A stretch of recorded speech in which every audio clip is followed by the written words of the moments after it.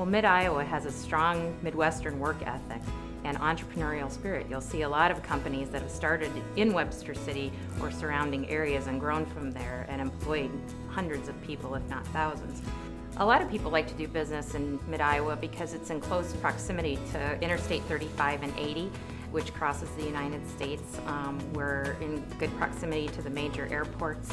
They may have a lot of customers on the East and West Coast, and we can act as third-party logistics for some of our customers, and so we're their virtual warehouse. We can produce the parts, ship to their destination, and they don't need to store the product. The strong Midwestern work ethic and character of our employees, you can't find the strong Midwestern work ethic elsewhere in the U.S. That you can get here. People work hard, work long, and do the right thing.